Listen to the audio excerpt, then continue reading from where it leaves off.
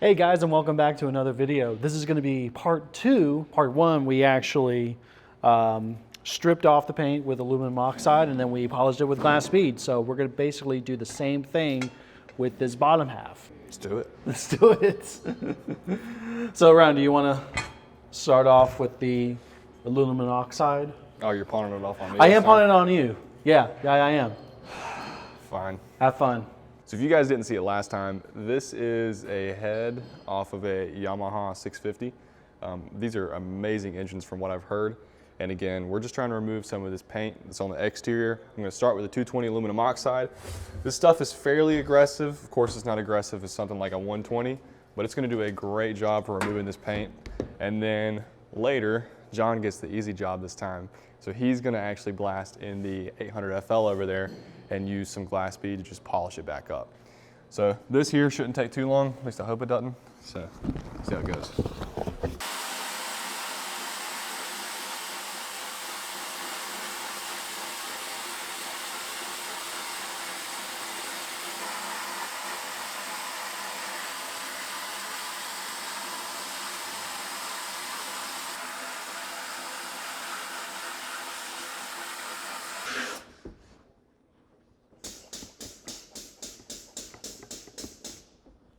Guys, I want to show you real quick.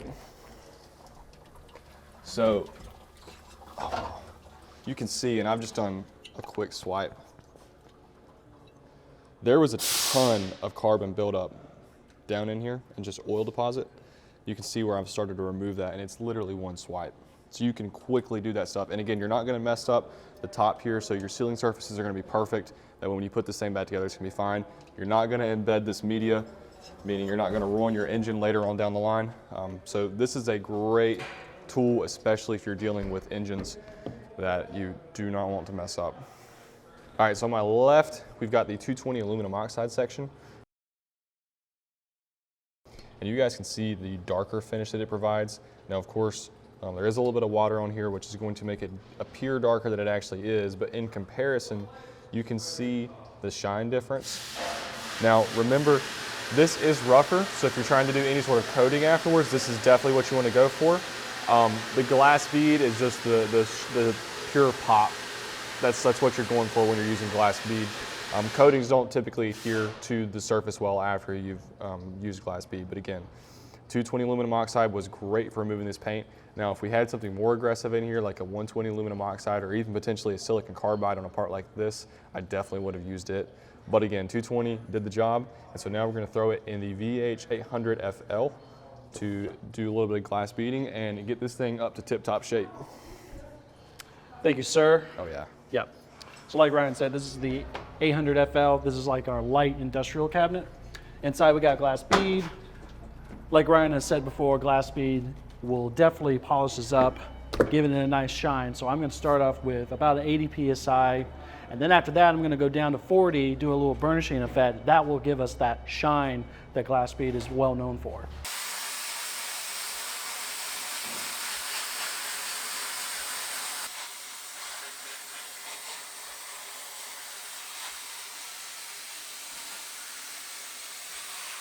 If you guys can tell on the camera, even where I place it on the light, you got your polished side. This is the glass bead, and then you also got this darker half. That's the aluminum oxide. So definitely shows you a before and after, or sort of the difference between glass bead and aluminum oxide. So it's incredible.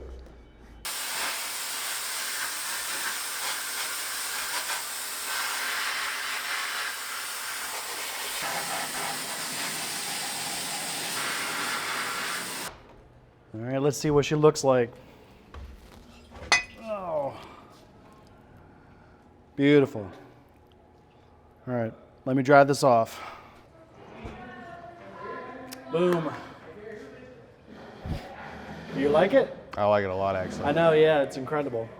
It's incredible. I think it's pretty wicked. Because let's see. It is about a quarter past a freckle, so it probably took us about 15 minutes to finish that. Altogether? Yeah. Oh yeah, I would agree. Yeah, I would definitely say it took about 15 minutes altogether. Yeah, with the glass bead, it just, like I said, it does wonders. Polishing it, cleaning it. There were still like a few little spots of paint, like around these edges. Right. and I, clean them all up. So it could definitely remove paint, but not as aggressive as aluminum oxide, nowhere near silicon that. carbide. So yeah. It really does not get any better than this, especially dealing with aluminum, because aluminum polishes up so nicely. And you guys know at home how long it can take to hand polish this stuff. So to be able to get results like this and all in one process is pretty phenomenal, especially if you guys are in the industrial setting where you're doing multiple processes to get something like this, whether it's remanufacturing or actually manufacturing. This is a great way to save a lot of money. Again, you're just rolling a lot of processes together, because this is a finish that's really only achievable by vibratory tumbling if you're in the industrial setting, and you know how long that can take. Yeah. So this is very impressive to be able to go from a painted, terrible looking part to something that's of showroom or better than showroom quality, in my opinion. Yeah. It's impressive. That's like you said, like 15 minutes. Yeah. Starting from one process to removing the paint and then going into another machine just to polish it up. Right. And again, we could have mixed it together, but you wouldn't get this result. No, you you couldn't get get nowhere this near the polished and shine. pristine look. If it was just a mix of glass bead and aluminum oxide, like it will just sort of be a kind of a matte finish, but still polished. Right. You know what I mean? So, but yeah, this looks incredible. Again, guys, thanks for watching. Like I said, this is part 2. So if you want to watch part 1, we'll put it in the link in the description. But thanks for watching. If you want to learn more about vapor honing, wet blasting, or what we just did, you can call us at 828-202-5563. We also have a website, www.vaporhoningtechnologies.com. We got Facebook, Instagram, YouTube, all the work. So thanks for watching, and we'll see you next time. Peace. Peace.